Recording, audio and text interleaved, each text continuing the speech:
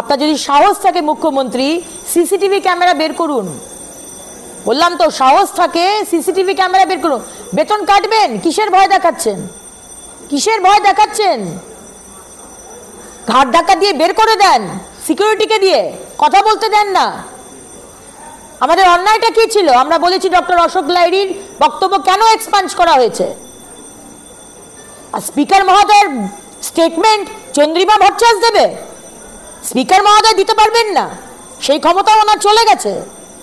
যদি সাহস থাকে তো দেখান যে আপনারা যে অ্যালিগেশন লাগিয়েছেন আমরা আপনার সিকিউরিটিকে মেরেছি, আমরা 5 জন আপনার 14 জন সিকিউরিটির হাত ভেঙে দিলাম। ভালোই নাটক করেন। আজকে যদি সাহস থাকে সিসিটিভি ক্যামেরা দেখান।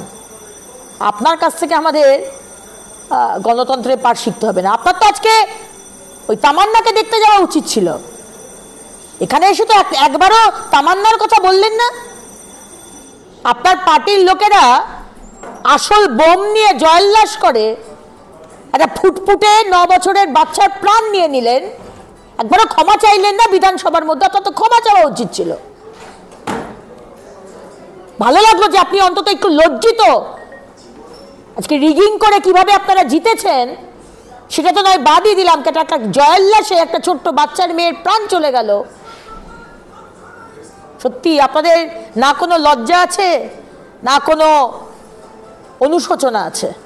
বাংলার মানুষ সব দেখছে। তবে আবার বলবো, যদি সত্যি আপনার সাহস থাকে তাহলে সিসিটিভি ক্যামেরার ফুটেজটা পাবলিক করুন। আমরা দেখি কে কাকে মেরেছে, কারা ধাক্কা দিয়ে বিধায়কদের বের করে দিয়েছে, না বিধায়করা মাইক ভেঙেছে, সেটা এক্সপোজ করা হোক, সামনে আনা হোক।